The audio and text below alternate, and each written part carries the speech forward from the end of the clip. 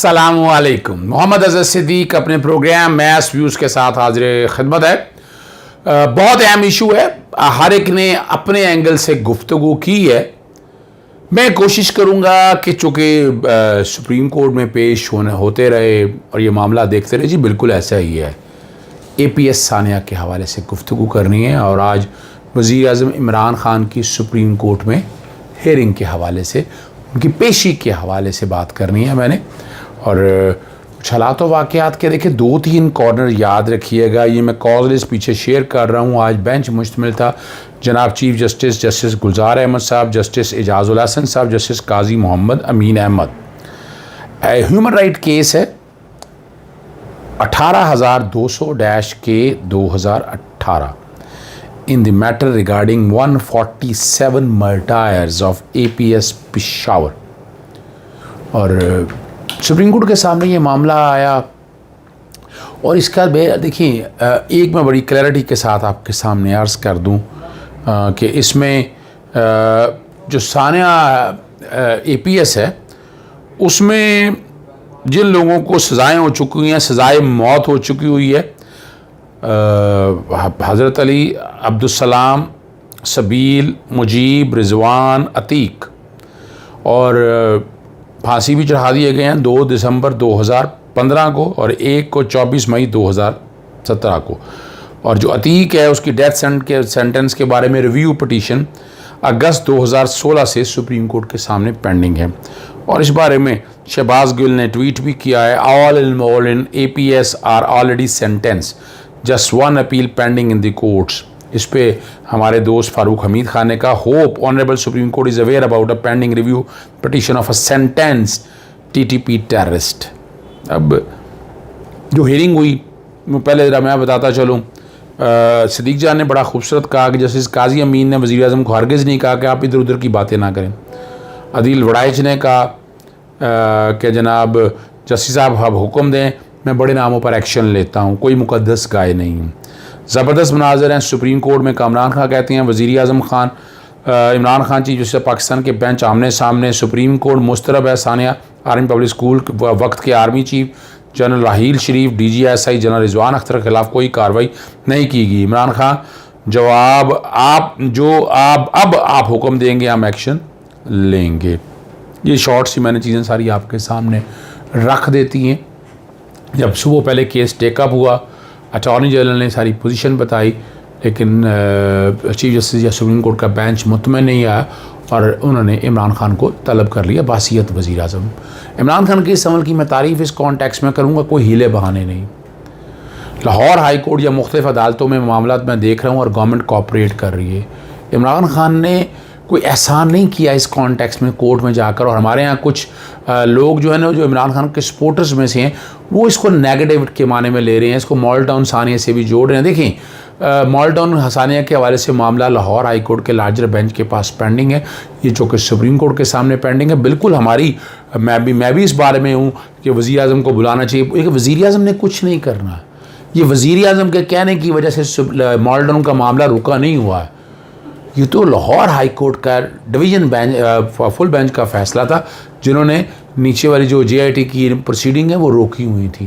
तो ये कन्फ्यूजन और गलत राय जो है ना मत पैदा करें, अदालतों के बारे में गुमराही मत करें, खुदारा असल हकायक बताएं अदालतों के बारे में, जो हमें पता होने चाहिए कि असल हकायक हैं क्या हुआ, असल पोजीशन क्या है। मॉडल टाउन के हवाले से मैं बड़ी तफसीली प्रोग्राम मेरे देख लीजिएगा, इसको उससे मत जोड़ें। और ये बड़ा एक सेंसिटिव इशू है, एक 5th जनरेशन वार का हिस्सा चल रहा है और हम पाकिस्तानी फ़ौज को या उन इदारों को हरफ तनकीद का एक बाकायदा कंटिन्यूस एक 5th जनरेशन वार चल रही है जिसमें मलाइन करने की कोशिश कर रहे हैं, तो उससे बचना है। जब सुप्रीम कोर्ट ने बुलाया और वहाँ इमरान खान ने जो है ना, जो ज़िम्मेदारानों के तयन और गफलत के मुर्तकब अफराद के ख़िलाफ़ कार्रवाई की यकीन दहानी कर दी। अब यह दूसरा एस्पेक्ट है। पहला तो आपके सामने रखा, वज़ीर आज़म के दस्तखत के साथ 4 हफ्ते में जो रिपोर्ट जमा कराने की हदायत की है सुप्रीम कोर्ट ने, और इस्तफ़ार भी किया था इमरान खान से कि रियासत ने बच्चों के वालिदैन को इंसाफ दिलाने के लिए क्या किया, जिस पर वज़ीर आज़म ने जवाब दिया, हमारी इस वक्त सूबे में हुकूमत थी और जो इक़दाम हो सकते थे जब ये वाक़या हुआ तो वो फ़ौरन इमरान खान फ़ौरन पेशावर पहुँचे। वालिदैन ने जिनका नाम दिया, कोई मुक़द्दस नहीं है, गाय नहीं है, आप हुक्म करें एक्शन लेंगे। और आपको पता है कि इस हवाले में अटॉर्नी जनरल ने कहा कि बहुत आसान था कि नवाज शरीफ और चौधरी निसार के ख़िलाफ़ मुकदमा दर्ज करवा देते। और ये लफ्ज़ जो है ना, अब चाहे निसार या इमरान खान अपना नवाज शरीफ के ख़िलाफ़ कार्रवाई होती है, इस्तदा है और टाइम वक्त दिया जाए, जिस पर अदालत ने अटॉर्नी जनरल की इस्तदा कबूल करते हुए 4 हफ्ते का मज़ीद वक्त दे दिया। अब इसमें नवाज शरीफ बड़ी वसी की हुकूमत थी और आपको पता है नेक्टा वगैरह और जो सारी चीज़ों को मैं ख़ुद लड़ता रहा हूँ। अदालत लाहौर हाई कोर्ट में पटिशन दायर की कि उस पर अमल दरामद हो। नेशनल एक्शन टास्क जो बनाई थी हमने इस पर अमल दरामद करने के वाले से लेकिन नहीं उस पर अमल हुआ। और अदालत ने इस्तग़फ़ार किया कि खान साहब अब तक क्या कार्रवाई हुई है। और वज़ीर-ए-आज़म ने बताया कि आर्मी एक्ट पब्लिक स्कूल जो है ना, बड़ा दर्दनाक वाक़या था। सानिया की रात उन्होंने अपनी पार्टी का इजलास भी बुलाया। 2014 में जब ये सानिया हुआ और खैबर पख्तूनख्वा में हमारी हुकूमत थी और जस्टिस जाजुल एहसन ने रिमार्क्स दिए कि वालिदैन चाहते हैं उस वक्त के आला हुकाम के ख़िलाफ़ कार्रवाई की जाए। और चीफ जस्टिस गुलजार साहब ने जो किताब उठा ली, जो किताब उठा के और रिमार्क्स दिए, आइन की किताब, ये आइन पाकिस्तान 1973 की किताब हर शहरी को सिक्योरिटी की ज़मानत देता है। और वज़ीर-ए-आज़म इमरान खान ने कहा कि मुशर्रफ दौर में मुखालफत की थी कि अमरीकी जंग में नहीं कूदना चाहिए। ये बड़े अहम हैं, ये बड़े अहम रिमार्क्स हैं। ये हम जो कुछ हालात और वाक़या देखें अमरीकी जंग का भुगते हुए हैं। और कभी इसमें ग़ज़वा-ए हिंद के बारे में तफसीली जब तफसील डिस्कस करके देखेंगे तो ये बड़ी क्लैरिटी के साथ मैं फिर बड़ा वाज़े कहता हूँ। लोग कहते हैं कि कश्मीर आज़ाद नहीं होना, कश्मीर से तो सारा ग़ज़वा हिंद शुरू होना है। अगर आज़ाद होना तो बहुत पहले। और इमरान खान को मैं तारीफ़ इसलिए करता हूँ, 3 काम इन्होंने बड़े ज़बरदस्त किए हैं। अमेरिका आज जो पीछे बैकफुट पर चला गया है, इस गवर्नमेंट का क्रेडिट है। इस्लामोफोबिया के हवाले से इमरान खान ने जो काम किया वो तारीख़ में लिखा जाएगा। कश्मीर के मामले को जिस तरह उजागर किया वो भी आपके सामने है। तो अगर किसी को इस बारे में, मैं इस बात पे कायम हूँ और मैं बड़ा क्लैरिटी के साथ बता रहा हूँ, तारीख बताएगी कि क्या बात हुई है। और यहाँ जो है ना, अब लफ्ज़ बात है ना, APS सानिया के बाद national action plan, Rana Sanaullah क्या करता रहा, वो सारे तालिबान के लोग इनकी गाड़ियों में फिरते रहे। नेशनल एक्शन प्लान के लिए मेरी लाहौर हाई कोर्ट में दरख्वास्तें पेंडिंग, मैंने दरख्वास्तें दायर की कि उस पर अमल दरामद किया जाए, पर नहीं अमल दरामद इन्होंने होने ही नहीं दिया। ना नवाज शरीफ ने, ना इमरान या ना राणा सनाउल्लाह वगैरह, जितने भी शहबाज शरीफ, किसी ने इस पर अमल दरामद नहीं हुआ। और अवाम शदीद रंजो गम में थी और अवाम दहशतगर्द के खिलाफ जंग में फ़ौज के पुश्त पर खड़ी है। और जजेज़ ने रिमार्क्स दिए, आप वज़ीर-ए-आज़म हैं, आप हमारे वज़ीर-ए-आज़म हैं, आप हमारे लिए काबिल एहतराम हैं। और इतना बड़ा जो है ना इंटेलिजेंस सिस्टम है इस मुल्क में, और पॉलिसी से हमें कोई सरोकार नहीं है, आप जो मर्ज़ी काम करें। और वज़ीर-ए-आज़म ने इसी पर उन्होंने कहा कि जो आप हुक्म देंगे हम उस पर अमल दरामद करेंगे। और वज़ीर-ए-आज़म ने कहा कि मैं आपको सियाक़ो सबाक़ के हवाले से बताना चाहता हूँ, जब यह वाक़या हुआ और वो सारी सूरत हाल वो टोटल जो उन्होंने बताई बड़ी क्लैरिटी के साथ।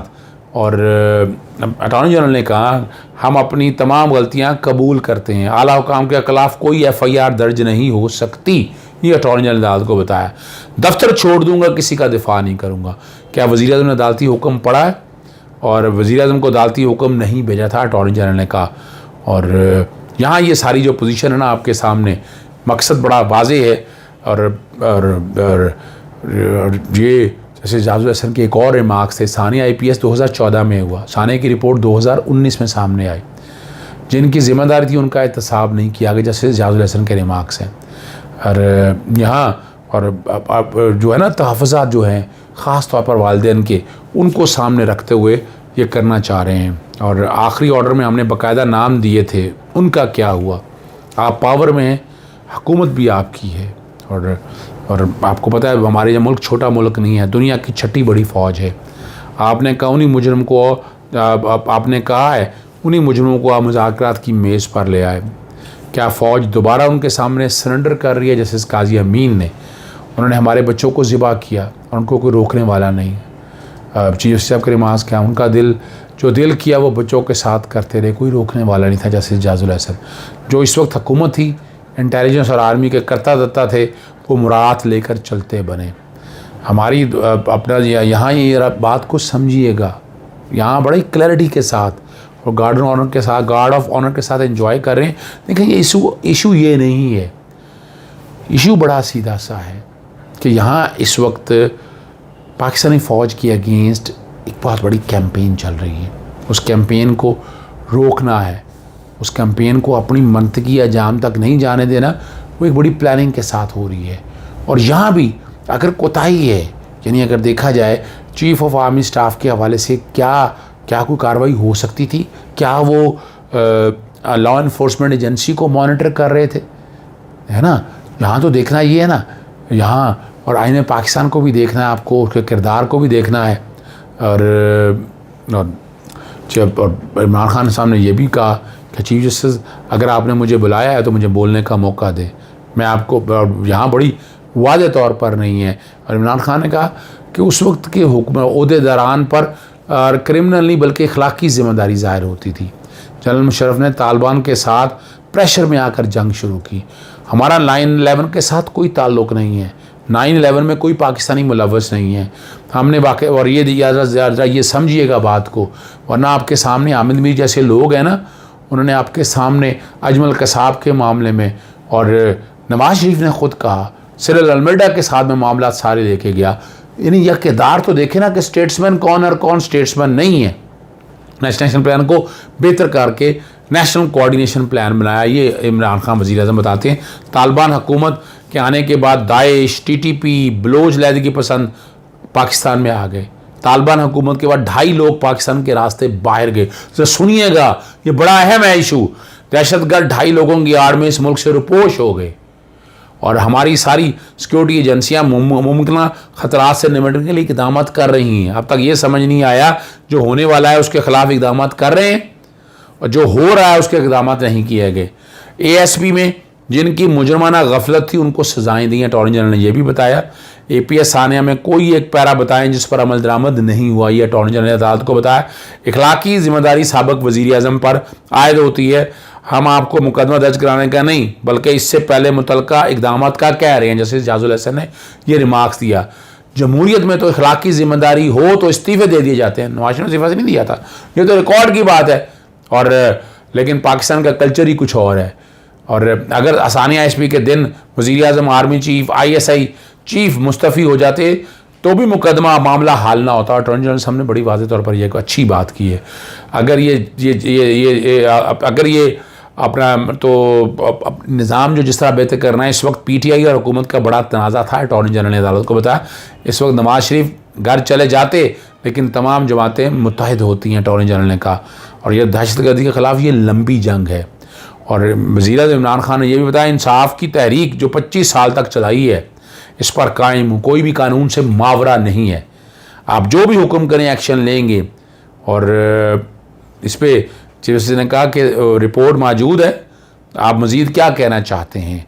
माहिरीन के ज़रिए ASP रिपोर्ट का एक बार जायज़ा लें, जैसे इजाजुल हसन ने रिमार्क्स दिए।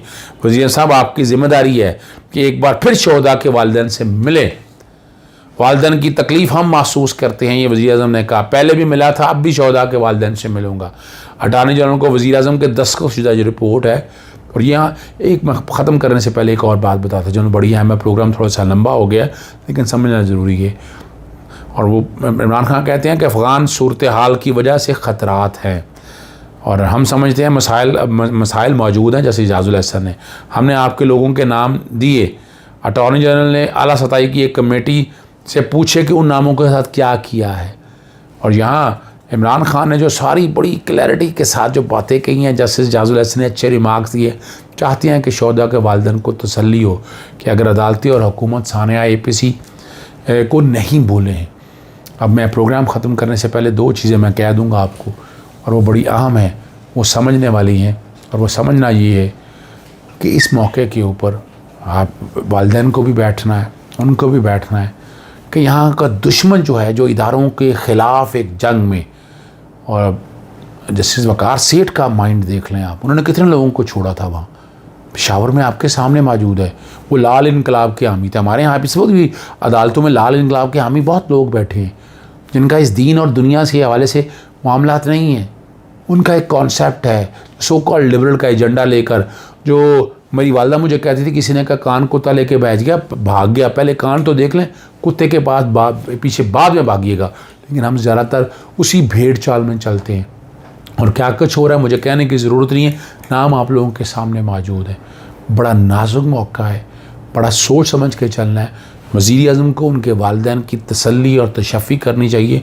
जो कानून के मुताबिक कार्रवाई हो सकती है करनी चाहिए, मगर इदारों को मिलाइन मत होने दीजिएगा, इदारों को इदारा रहने दीजिएगा। कहाँ गलती होती है, लैप्सेस कहाँ होते हैं, वो एक अलहदा इशू है, मगर हम अब इदारों को बैकफुट पे नहीं कर सकते। प्रोग्राम ख़त्म करने से कबल मौलाना फजलुर रहमान जो सानिया यानी इस कॉन्टेक्स्ट में रियासत के ख़िलाफ़ क्या धमकियाँ और या लफ्ज़ इस्तेमाल करते रहे हैं, ज़रा दो ट्वीट मैं शेयर कर रहा हूँ साथ। और जो मौलाना फजलुर रहमान की ज़ुबान है वहाँ से आप अंदाज़ा लगा सकते हैं। यहाँ लोग सवाल करते हैं कि मौलाना फजलुर रहमान को क्यों अदालतें नहीं बुलाती हैं। बहरहाल सुनिएगा। ये शायद कोई तबाही मचा देगा जहां पे कोई कुव्वत नहीं हुआ। यानी जब रायबंद का घेराव करने की बातें हो रही हों तो इसको महज आप 4 महीने यहाँ हम तजुर्बा कर चुके हैं इनकी हैसियत का। हमने इस तरह यहाँ से उनको उठाया है जैसे नाक से मक्खी को हटाया जाता है, तो फिर भी ये दर्नों की बात करते हैं। शर्म आनी चाहिए यार दर्नों के लफ्ज से भी। यानी आपके ख्याल में वो रायबंद का घेराव कभी कुछ भी नहीं कर सकते जी, कोई हैसियत ही नहीं है उनकी, न इनमें ये तवानाई है। ये बात जब पहला मिलियन मार्च कराची में किया था तो उसका फौरी सबब नामूस रिसालत के तौहीन की मुर्तकिब एक मलऊना की ऐसी रिहाई थी कि जिसके पीछे बदनीयती नजर आ रही थी और जिसके पीछे बैनुल अक़वामी दबाव नजर आ रहा था।